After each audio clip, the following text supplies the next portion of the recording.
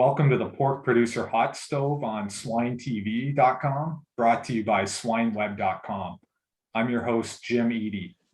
Let's introduce today's Pork Producer Roundtable. We have Rebecca Davis from Barton Hog Farms in Homer, Michigan. TJ Klopp, owner of Cedar Farms in Zurich, Ontario, Canada.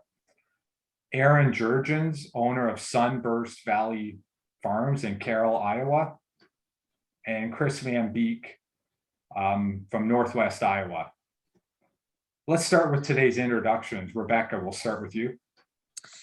Hello, so I am on my family's third generation hog farm. We farrow to finish, all pen gestation, so open sow housing, and we market about 100,000 pigs a year. TJ? I am TJ from Cedar Villa Farms and Chandre Farms Limited in Ontario, Canada. We have 2,500 sows of our own production, and we buy pigs from another flow. We market about 70,000 hogs a year and also cash crop about 4,600 acres. Aaron? My name is Aaron Juergens. I'm from Carroll, Iowa. I'm a third generation farmer from the area. My family's been involved in agriculture since 1945. I contract produce for a local integrator, and I work with a lot of different other hog farms on service types for their farm. And Chris, please. I'm Chris Van Beek, part of a family operation, wean to finish. We buy all of our pigs through contracts on farrowing units, and then also manage some wean to finish operation for a local producer here as well, about the same size as we are.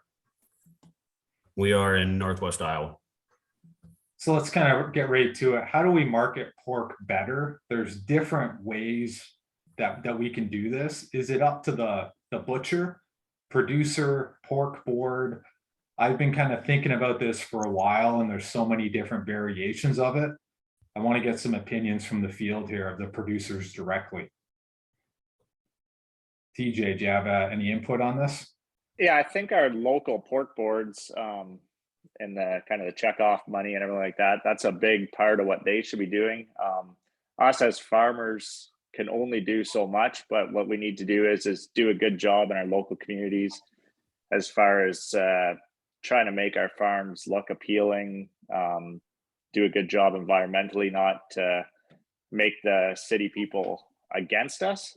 We need them on our side for all we can do. But as far as big advertising and big promotions and stuff like that, the pork board has the funding that we give them that needs to go with that. And then obviously the packers, they need to promote the product, but that's for their own well-being too, to sell their product, right? So it is a team effort, but as farmers, we need to do a good job to keep consumers happy with the way we're doing it. That's what we can do. So you're in Ontario, Canada. I've talked to a local butcher here, and he thinks the pork sales should be 50% increased. And he's trying to figure out how to market bacon. So Rebecca, you're in the US. This is through Pork Checkoff. What do you think about this? So I think there's a lot of different ways you could kind of take this. One thing I think maybe hopefully good that's going to come out of the pandemic is when everything was kind of shut down and people were really utilizing the local meat processors. You couldn't get anything in. People were doing custom animals all the time. And I think that at least in our area, it showed that there's a lot of opportunity, maybe not to go like farm to table, but having more something in the local community, there is like a really big market for it. And I think figuring out ways on the farm that we can connect with some of those smaller shops, or even, some producers are probably going to integrate where they have a smaller shop that they can sell, either USDA inspected or custom product direct to the consumer. I think we didn't realize how much demand there maybe was for that. And then also, I think sometimes we got so into having like lean pork that we didn't look at like the cuts that are really selling and are driving pork sales are, the bacon, sausages, things like that. And I think just kind of utilizing our marketing and then also what we're producing to give the consumer the products that they're desiring the most. You have anything to add, Chris or Aaron? Well, one thing I would just like to comment about is, it's been what, 10, 12 years or something like that since the pork board came out with 145 degrees. And we still find it on packages today, 155 to 160 degrees. And I know the pork board or pork checkoff has spent a boatload of dollars on trying to get that changed. And I really would have a hard time understanding why packers don't try to get that changed, or maybe it's wholesalers, not the packers per se. To try to get a better eating experience, why don't we get the label correct? I don't know if there's legality, if that's the problem. It'd be a bunch of hoops to jump through legally for changing a label or what, but that to me, I think, is one thing that we can drastically improve. Our pork loins, if you cook them to 140, 145 degrees, they're just as good as anything out there. It's just people don't realize that that's what you're supposed to cook them to. A temperature probe and pork is your best friend. That's the only way to cook pork, in my opinion, I guess. So Aaron, ASF has been a big topic and challenge in the industry. We get reports every day of where ASF is. Is there something underrated that producers need to think of outside of ASF from a health standpoint? Yeah, ASF's on the mind of every producer. Whether you're growing or raise your own pigs or work for integrator, that's a conversation that always comes up. But that's and it's more of awareness and trying to keep it away from our borders. And I think everybody's doing the proper biosecurity they can. But dealing with health challenges that we have to deal with every single day. The main thing that always comes to mind is, PRRS is always the number one topic. At least here in Iowa, I know that we struggle with continuously, every single day. And that's one thing that that's always an ongoing issue that we have to work with to get through. And then going to the fall, winter months here, you always start seeing a little bit more Delta coronavirus and PD virus, which can be devastating also. And that's keeping that in the forefront and making sure you can go through with all that. But ASF is something that would be devastating, but we still got to deal with the daily challenges of the current viruses that we have going on here. And I'd say between PRRS on a daily deal and then going into the fall here with PADV and Delta Corona would be the main battles that we're going to see coming up here. So speaking on PRRS, Rebecca, your operation had an issue a few years ago with PRRS, and then you've rebounded quite nicely. How are things going with that? Do you have any advice for people dealing with that? Yeah, so we had, I think our first case of PRRS ever on our farm was September of 2015. And I know in Iowa, you guys are way more used to dealing with it than we are here in Michigan, or at least where our farm was. And we tried everything that we could think of to get it out of the herd, or at least get it stable, and we were never able to stabilize. So after 3.5 years of dealing with that, we repopulated, which looking back now, I would have been way less afraid to repopulate, because that was a heck of a lot easier than trying to manage an unmanageable case of PRRS. So I guess good health is, I knew it before, but I didn't really understand it until we were kind of through that whole issue. And now that's reduction of PRRS into our herd. And then secondary, not so much disease presence, but we do get a little bit concerned about just it seems like everyone you talk to seems to either have a problem or wishes it could be better, even if they don't think they have a major problem. And that's a health concern. Like, I just feel like we can't get addressed as well as I'd like to see it managed. Does anyone else have anything to add about issues outside of ASF before we move on? So Aaron, I got a question for you. At what point have we spent enough money on ASF preparedness versus we should have just kept the money, saved it for when it inevitably comes, and used it to buy producers out or CFAP type payments or something to that effect, versus actually trying to prepare for it. Because inevitably it's going to come. And when it does come, the same thing's going to happen here as China. We saw it with PED. You're going to wipe out a bunch of pigs. The markets are going to get really hot after, whatever time period that is, 4 to 8 months, a year. And then all of a sudden there's not going to be any pigs available. So that is one question that I've been pondering, is how much money do you throw at ASF preparedness versus just, and when I'm talking how much money, I'm talking like pork checkoff, the USDA, that kind of stuff, not yourself personally, because obviously good biosecurity is got to go without saying. So. Yeah, and I think that's a good question. And I think like you said, it goes into two parts, like how much on our end, like owning barns, owning pigs, how much time do we spend, how much money we spend. I think there's been some good upgrades to barns, connecting barns with hallways, having closed chutes, having separate driveways.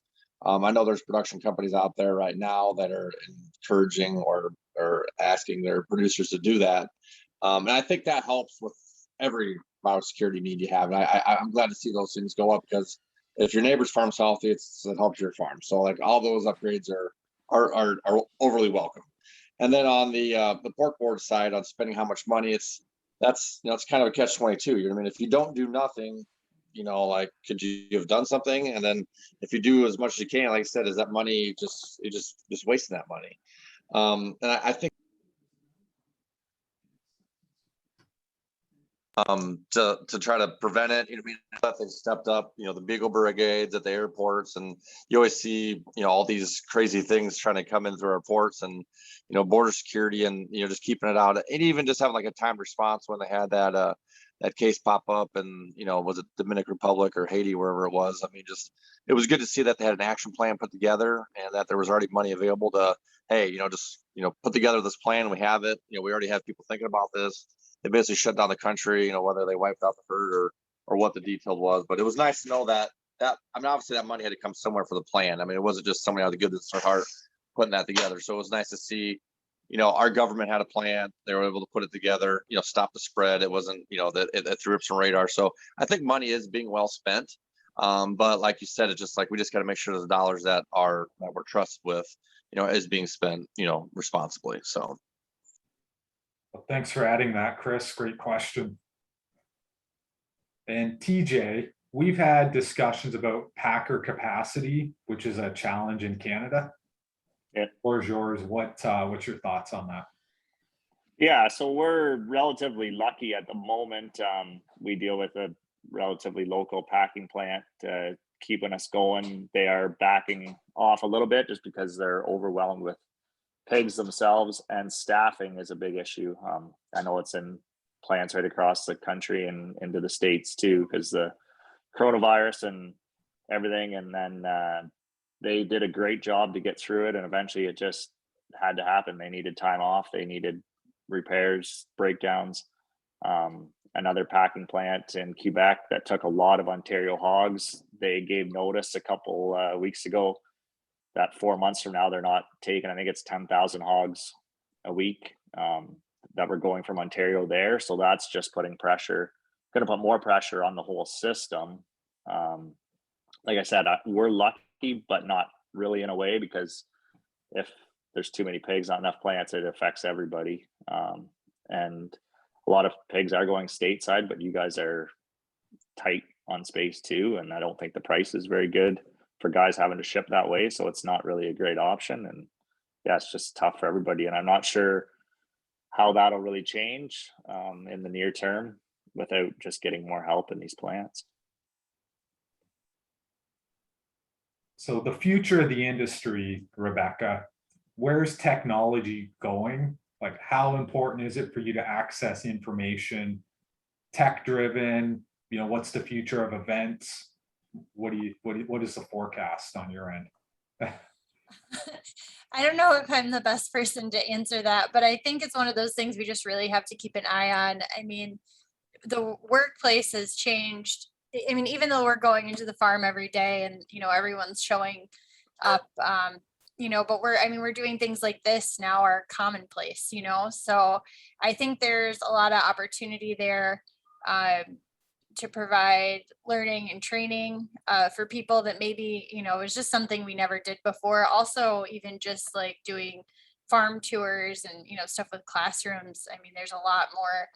I've done many virtual tours now with a lot of kids I never would have had access to pre-pandemic, just with school budgets and whatever. Of course, on the day-to-day side, there's just a lot of things like with ASF, just the record keeping and some of that, they want more and more of that you have a paper trail, but now it's digital. You also, we can measure so many things. There's so many products out there and so many services available to keep track of your sows and your flow to get that data and actually be able to use it. This is a simple thing, and probably everyone else here is like way more on it than I am, but even simple as tracking your water usage to know when your pigs are starting to get sick before they might actually show signs, things like that. I think they're there. It's just figuring out a way to utilize information efficiently and not getting too much is a big thing. I know Chris and TJ are active on Twitter. So Chris, do you find Twitter is more of a good way to communicate with other producers or just get access to the markets and what's going on? I would say there's a few key people on there that are pretty interesting follows, especially when it comes to meat markets and just getting a different perspective on things.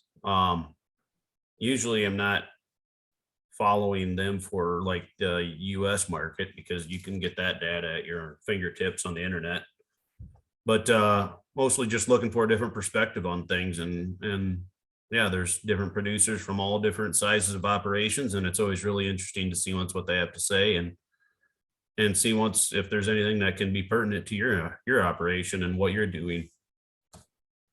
What about you, TJ? Yeah, I would agree with the same thing. Like it's funny how you like a few things and share a few things, and then it brings you down kind of a rabbit hole of common interests. And yeah, like I can't think of just one thing, but it's a whole bunch of information that kind of comes together, and it makes you think about, oh, maybe I should hedge a few more hogs or do this just because somebody tweeted, and it might not be 100% accurate, but the more information, the better, as long as you kind of weigh through some of it. And if you get down the wrong rabbit hole on Twitter, it can take you in the wrong spot. But that is one nice thing. If you like the right thing, it sends you generally good information. That's one thing. I used to be fairly active, and I commend you guys for finding like the good rabbit holes there, because it's really easy to get like way off track or in a place where you realize like it's literally just someone like set up tweets to just go, like it's not actually like a person yeah doing this stuff. So yeah, it's like you just have to be selective about what you choose to follow. Yeah. So Aaron, with TJ, we talked about packer capacity, which is an issue in Canada. In the US, it's kind of waivers and line speed. Do you have an update on that or an opinion? Yeah, the last report I've seen on the line speed, it was unfortunate in the last year. We've been working with increased line speeds, which increases efficiency at the plants and puts more of our product to the plants. And they decided, somebody in the USDA or the federal government decided that they were going to take away the line speeds, and they were negotiating back and forth with the union. And then, like we were saying before, that not necessarily everything we can do, but the last news report I've seen is that the administration was due to supply shortages of things across the board, that they were gonna maybe put a waiver in for the increased line speed. So that's been something up to date. So the line speeds were taken away. Now they're looking at putting them back in, but they're doing it for specific reasons, so they can take it away at any time. It sounds like it was disappointing that it had to do that, because take away the line speed increases, but it sounds like they're putting them back in, and hopefully they can keep them back in for the foreseeable future. So Chris, Jim Long talks about China a lot. What's your take on the China market? That's a loaded question.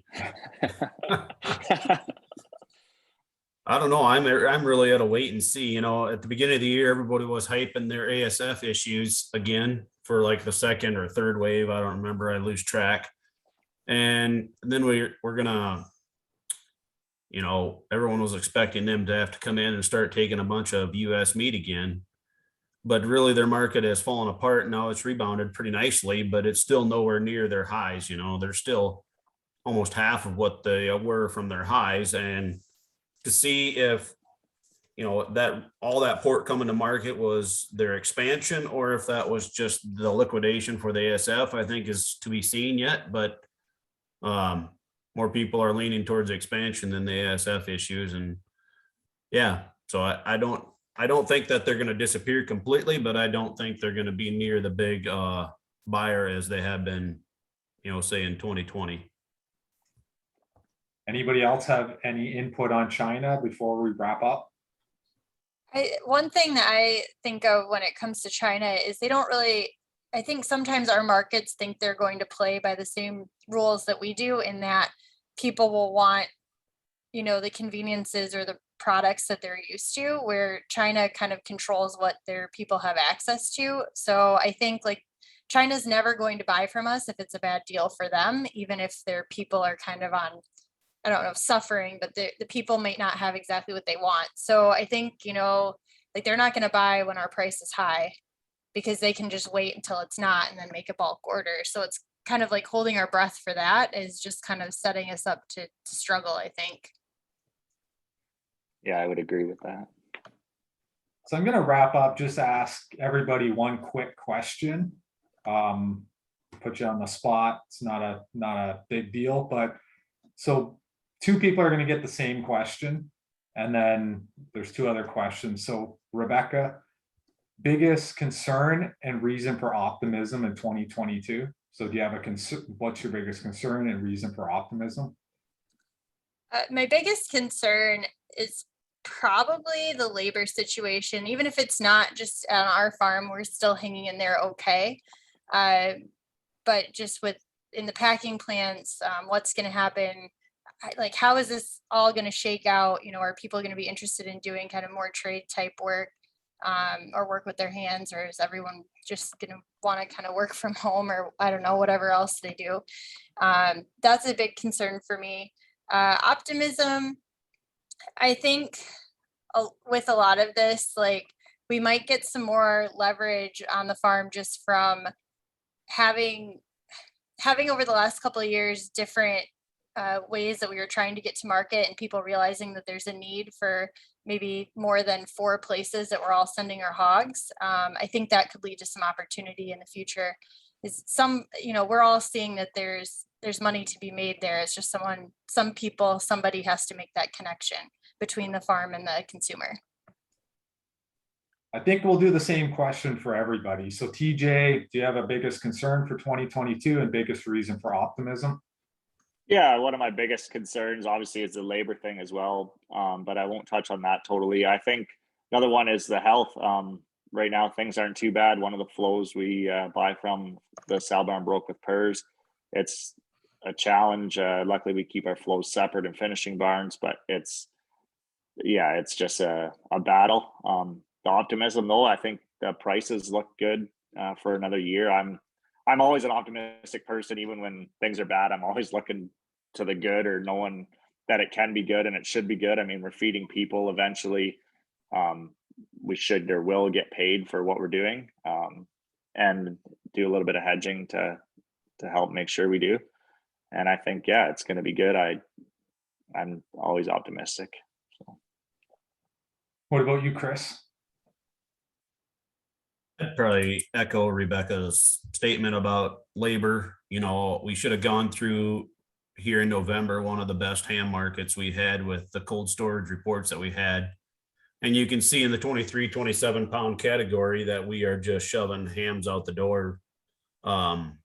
left and right without deboning them. And the deboning is where the money is. And, that could have held our cutout together.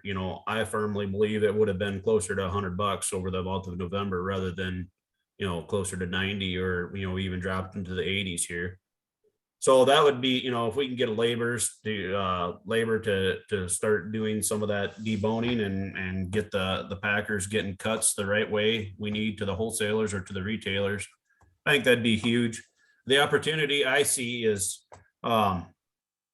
we still don't have, we took the sow herd down, we liquidated it, and we did a pretty good job of that.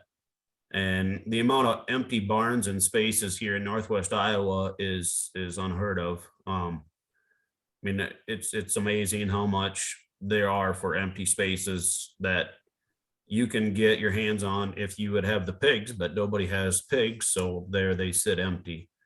And to me, that's an opportunity. It shows there's going to be an opportunity in 2022 again for the producer, in my opinion, to actually make some money again. And so I really think, it was at the cost of other producers, obviously, who liquidated their sow herd, but the market itself is going to be in pretty good shape going into 2022, I feel. And what about you, Aaron? Biggest concern and reason for optimism in 2022? Well, I'm always optimistic, but you got to be a realist too. So, I agree with everything everybody says. Obviously, labor is an issue in the plants and even on the farms. And as we work through some of these supply chain issues and people issues, I think things will continue to get better. Pending any more Corona, COVID, anything crazy going forward, and I think that'll help get people back to work, and then get some of these government programs back where we can get some more international workforce up here to do some of these other jobs that we're short of. And then the same thing too is health. That's always a thing. You never know any health challenges coming up. Just from around here, it seems like the health's been pretty good for everything, so that's really good. And then just from us, I know last year it was really dry. I know it's continued. We've had some rains, but in here in Iowa, that's the price of crops, which is good for the row crop farmers. But it's nice to know where we are going forward. Because it seems like you're short this year, you're short next year. So it's like if we could get into a better moisture pattern here in the Midwest, I think that would help us livestock farmers, just with the price of corn and beans. Even further back, you talk about more supply chain issues. The price of oil and gas, and vehicles have all gone up. And then same thing too with, I know, like some of these inputs for crops and hydrous and other things have been going higher. So that I think that all kind of trickles down to us hog farmers too. Some of these supply chain issues and things going forward. But for the hog market, it looks like there's profit to be made. You can hedge around a lot of things, so you can lock good profits in. And maybe it takes a while to get the herd built back up or some of these barns restocked. So I think we're I think things are going to be like Chris said, there's a lot of empty barns around, and the reason why barns are empty is because there's no pigs available. So I think going over the next 24 months, I think we should see positive pricing, and then and seeing what this herd does to expand. So that would be both my comments.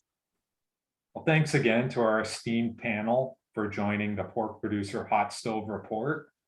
Visit Swine TV on YouTube or swineweb.com.